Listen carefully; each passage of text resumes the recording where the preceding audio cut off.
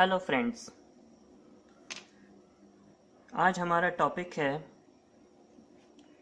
Internal structure of earth, principle of isostasy और plate tectonics theory, जो कि earthquake किस प्रकार से होता है उसे डिफाइन करता है, उसे समझाता है।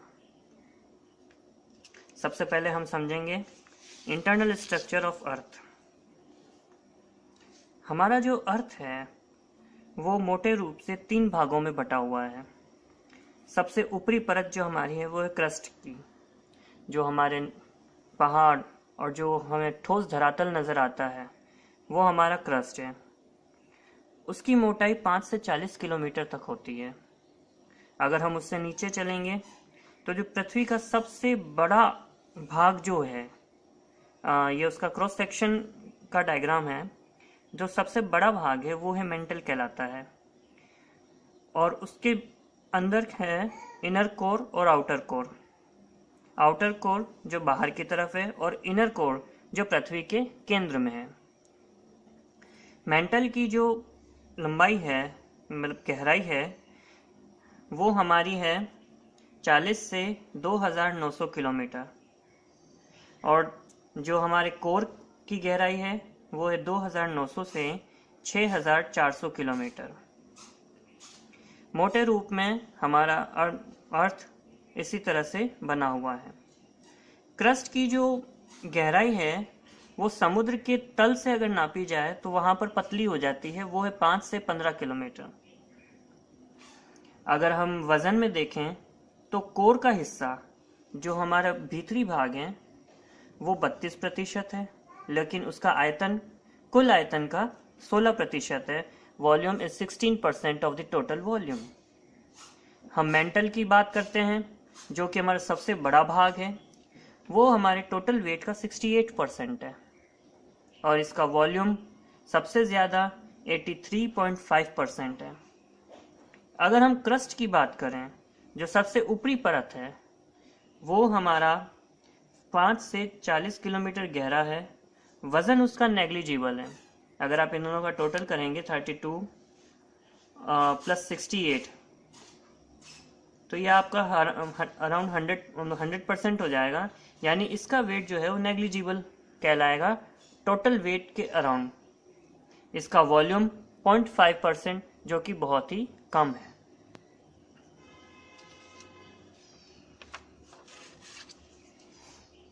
Principle of isostasy. Principle of isostasy कहती है कि crust is floating on the mental. Mental के ऊपर हमारा क्रस्ट तैर रहा है। अगर हम इसके स्ट्रक्चर पे ध्यान दें तो ये आप देख सकते हैं, ये जैसे हमने पहले बताया, यहाँ पर क्रस्ट है। क्रस्ट से 120 किलोमीटर नीचे की जो परत है वो कहलाती है लिथोस्फीयर। इसकी डेंसिटी और क्रस्ट की डेंसिटी लगभग बराबर है। और उससे नीचे अगर हम 200 किलोमीटर और नीचे आते हैं तो ये एथेनोस्फेयर कहलाता है। एथेनोस्फेयर हमारा मोल्टिंग रॉक से बना हुआ है, यानी पिघलते हुए पत्थर से। ये हाईली प्लास्टिक इन नेचर है। लिथोस्फेयर हमारा फेयरली रिजिड एज क्रस्ट है। Asthenosphere thought to be molten rock and highly plastic in nature. ऐसा समझा गया है कि यह पिघले हुए चट्टानों से बनाया है और प्लास्टिक इन नेचर है, यानी कि जिस शेप में हमने इसे जो हमने फोर्स लगाया और जिस शेप में ये बदल गया, ये वैसे ही रहेगा। Due to its plastic nature of asthenosphere, it supports lithosphere floating above it. Asthenosphere के प्लास्टिक नेचर के कारण जो लिथोस्फेयर है वो इसके ऊपर तैरता हुआ महसूस होता है, तैरता हुआ रहता है। The floating lithosphere does not move as a single unit but a cluster of number of plates of various sizes. अब ये जो लिथोस्फेयर है हम पहले बात करें, यहाँ पे जो ये प्लास्टिक स्टेट में हमारा एथेनोस्फेयर है, जैसे हमने यहाँ बताया, और जो लिथोस्फेयर जो हार्ड पार्ट है वो इससे ऊपर यहाँ पर है। तो ये लिथोस्फेयर और ये crust,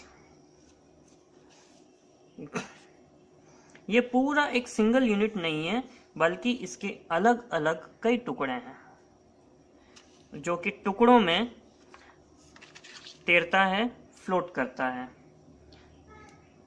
The differential movement between the plates provides the basis of the foundation of the theory of plate tectonics earthquake. अब ये एथनोस्फेयर के ऊपर लिथोस्फेयर है और ये लिथोस्फेयर एथनोस्फेयर के ऊपर तैरता रहता है, जो कि अलग अलग टुकड़ों में तैरता है। और यही जो थ्योरी है ये हमारी प्लेट टेक्टोनिक थ्योरी का बेस है, यानी कि उसका आधार है। लिथनोस्फेयर जो हमारा है is the lithosphere of Earth is made of many segments called plates. This segments are hard and thick.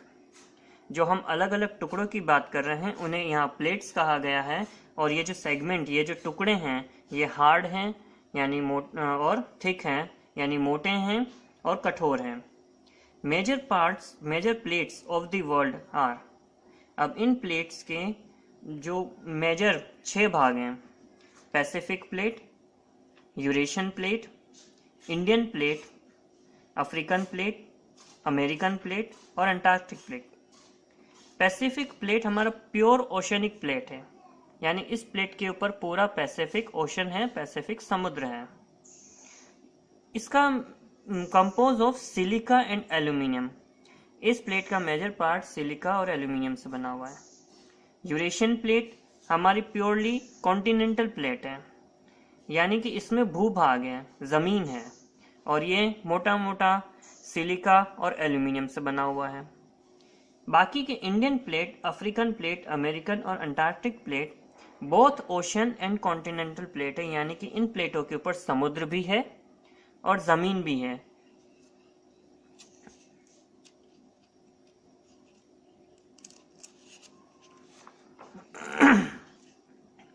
ये हमारा संपूर्ण विश्व का एक मानचित्र है, रफ हाथ से बनाया हुआ। यहाँ आपका नॉर्थ अमेरिका, साउथ अमेरिका है, यहाँ यूरोप है, एशिया है, ये अफ्रीका है, ये दिल्ली मतलब इंडिया का भूभाग है, ये ऑस्ट्रेलिया है, यहाँ आपका चीन आ जाता है, ये आपका जापान आ जाता है, ये ऊपर की तरफ ग्रीनलैंड है। जो हमने 7 प्लेटों की बात की, सबसे पहला हमारा है पैसिफिक प्लेट। ये पैसिफिक प्लेट आपका north America, south Africa America के वेस्ट में है, और यहाँ टोक्यो ऑस्ट्रेलिया के इधर वेस्ट में, यानी कि ये पूरा जो एरिया है आपका, ये यहाँ वाला, ये समुद्र है और पैसिफिक प्लेट है। सेकंड हमारा है यूरेशियन प्लेट। ये यूरेशियन प्लेट है जिसमें आपका यूरोप आ जाता है, एशिया आ जाता है, पूरा जापान है, ये यूरेशियन प्लेट है। तीसरा हमारा इंडियन प्लेट या फिर इंडो ऑस्ट्रेलियन प्लेट, यहाँ पे जिसमें आपका इंडिया आ जाता है और ऑस्ट्रेलिया आ जाता है। इंडिया में ये वाला जो हिस्सा आप देख रहे हैं, ये हमारा हिमालय वाला भाग है। हिमालय पर्वतमाला जो हमारी बनी है, इन्हीं प्लेट्स की बाउंड्रीज पर बनी है। कैसे बनी है ये मैं आपको आगे बताता हूँ। उसके बाद अफ्रीकन प्लेट, जिसने अफ्रीका को ले रखा है, अफ्रीका है, उसका समुद्र है। अमेरिकन प्लेट्स, जिसमें नॉर्थ अमेरिका, साउथ अमेरिका आया है और उससे सराउंडिंग थोड़ा ओशन आया हुआ है। उसके बाद अंटार्कटिक प्लेट, जो बचा हुआ नीचे का ये पूरा भूभाग है, ये पूरा अंटार्कटिक प्लेट कहलाता है, जिसके ऊपर अंटार्कटिक बर्फ है, जो हमारा साउथ पोल है। अब ये प्लेट्स मूव कैसे करती है, अब हम ये आपको बताएंगे। The drift apart because of hot mantle inside the earth due to radioactive activity inside the earth, this forms convective currents in the mantle. जो मेंटल वाला पार्ट है हमारा अर्थ के अंदर, उनमें रेडियो एक्टिव विकिरण से एक्टिविटी होती रहती है, और ये जो मेंटल है या जो पिघला हुआ जो लावा कह लें, या जो पिघला हुआ जो अर्थ स्ट्रक्चर है, वो धाराओं के रूप में बहता है। कहीं से ये बॉटम से स्टार्ट होके ऊपर आता है और कहीं ये वही फ्लो करके ऊपर से नीचे आता है। जैसे यहाँ पे दिखाया गया है, ये कॉन्वेक्टिव करंट्स हैं जो नीचे से ऊपर की तरफ फ्लो हो रही हैं, ऊपर से साइड्स में जाती हैं और वापस नीचे की तरफ आती है। ये एक सर्कल की तरह चलता रहता है। इसी मेंटल के ऊपर जो एथनोस्फेयर है और उसके ऊपर जो लिथोस्फेयर है, तो लिथोस्फेयर की जो परतें हैं जो अलग अलग प्लेट्स में है, टुकड़ों में है, जैसे हमने मानचित्र में देखा, वो इसके ऊपर तैरती हैं। उनकी डायरेक्शन क्या होती है, वो डायरेक्शन हमारे मेंटल का जो फ्लो है ये डिसाइड करता है।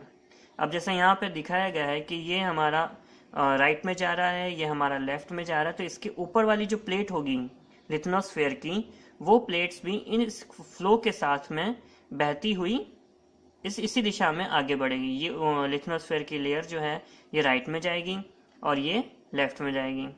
इसी तरह जब ये राइट में जा रही है और इसके अपोजिट में जो फ्लो आ रहा है, तो उसके ऊपर की जो लिथनोस्फेयर प्लेट है वो वापस लेफ्ट की तरफ आएगी।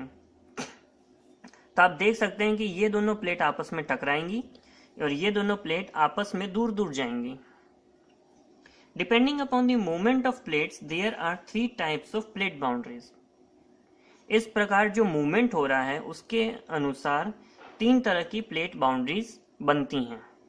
पहला कन्वर्जेंट प्लेट बाउंड्रीज, यानी कि वो प्लेट्स जो आपस में मिल रही हैं, टकरा रही हैं, जैसे कि ये दोनों। तो यहाँ की जो बाउंड्री होगी ये वाली, ये कन्वर्जेंट बाउंड्री कहलाएगी।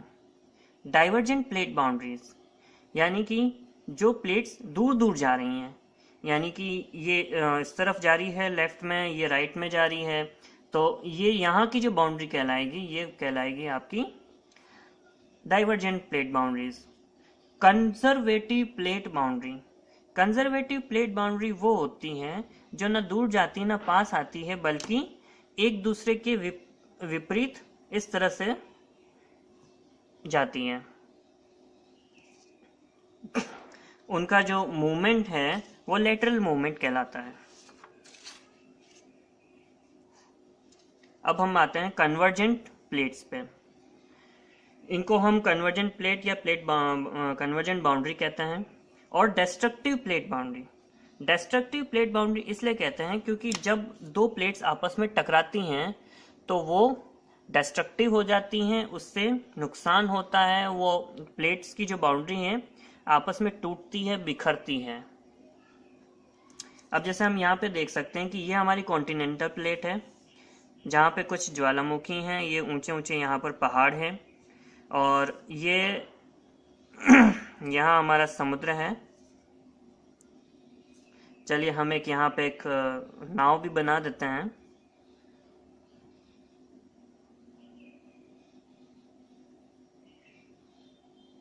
ये जिस पे एक झंडा लहरा रहा है, ये ओशनिक ट्रेंच और इसके नीचे जो ओशनिक प्लेट है। मेन बात हमारी यहाँ पे ये है कि जो ओशनिक प्लेट है जिसकी गहराई हमने 5 से 15 किलोमीटर बताई थी हमारी फर्स्ट स्लाइड में, ये वजन में भारी होती पतली हैं लेकिन वजन में भारी होती है, यानी कि इनकी जो डेंसिटी है वो बहुत ज़्यादा होती है। किसके मुकाबले? कॉन्टिनेंटल प्लेट के मुकाबले। कॉन्टिनेंटल प्लेट जो हमारी है वो मोटी होती है और उसकी जो डेंसिटी है वो ओशनिक प्लेट के मुकाबले कम होती है। तो जब ये ओशनिक प्लेट जब कन्वर्ज होती है आपस में, तो ये ओशनिक प्लेट हमारी कॉन्टिनेंटल प्लेट के नीचे की तरफ जाती है, इसका मूवमेंट हमारा नीचे की तरफ होता है। तो ये हमारा ओशनिक प्लेट जो है वो लिथोस्फेयर है। जब नीचे की तरफ जाते हैं एथनोस्फेयर की तरफ, तो वहाँ पे मोल्टन रॉक होते हैं और उसकी गर्मी इतनी ज़्यादा होती है कि वो इस ओशनिक प्लेट को भी पिघाल देती है। यानी कि जैसे जैसे ये प्लेट नीचे की तरफ जाएगी उसका टेम्परेचर बढ़ता जाएगा और वो पिघलता जाएगा। जब ये पिघलता हुआ लावा बन जाता है तो ये लावा प्रेशर के साथ ऊपर की तरफ आता है।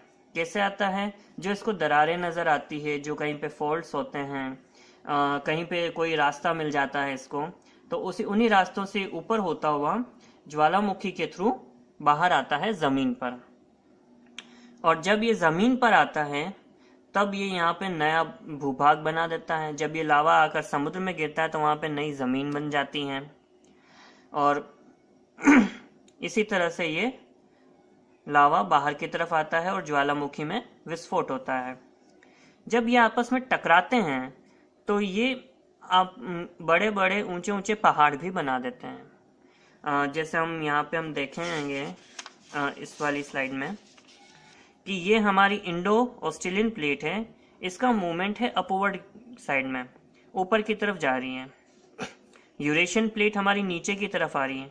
तो ये वाला जो हिस्सा है जो मैंने आपको बताया था हिमालय का हिस्सा, वो आपस में टकरा रहा है इस तरह से और ये ऊपर की तरफ उठता जा रहा है। तो इसी तरह ये हमारा हिमालय बना है। इनको हम फोल्ड माउंटेन्स कहते हैं। आप न्यूज़ में सुनते होंगे कि हिमालय की ऊंचाई हर साल बढ़ती जा रही है। क्यों बढ़ रही है? वो इसी कारण से बढ़ रही है क्योंकि ये प्लेट्स आपस में टकरा रही हैं और ये हिमालय को ऊपर उठा रही हैं, एक नया पर्वत बना रही हैं, उसकी ऊंचाई को बढ़ा रहे हैं। और इन्हीं के आपस में टकराने से ज्वालामुखी बनते हैं, भूकंप आते हैं। अभी जैसे आपने देखा नेपाल में भूकंप आया। नेपाल भी हमारा हिमालय में स्थित है। अभी कुछ ही दिन पहले अफगानिस्तान में भूकंप आया था हिंदू कुश पहाड़ी पर, वो भी हमारे हिमालय पर्वतमाला का भाग है और इसी प्लेट्स की बाउंड्री पर स्थित है। तो ये जो भूकंप हमारे आ रहे हैं इन्हीं पॉइंट्स के अकॉर्डिंग आ रहे हैं। जो दिल्ली में उसका हमें असर दिखाई दिया वो वहाँ पे भूकंप आने का रिएक्शन है, जब ये प्लेट्स पूरी हिलती हैं, जिसके कारण यहाँ पे दिल्ली में हमें महसूस हुआ कि भूकंप आ रहा है। ये हमारा कन्वर्जेंट हो गया। As the plate goes down it heated, ये गर्म होती है, it starts melting and forming magma, फिर ये पिघल कर मैग्मा बनाती है। Through the weaker part faults and fissures it comes up, और जहाँ से इसको कमज़ोर भूभाग नज़र आता है, रास्ता दिखाई देता है, ये पिघला हुआ लावा बाहर हमारे पृथ्वी तक आता है, ज़मीन के ऊपर आता है। And comes out through volcano, और ये बनाता है।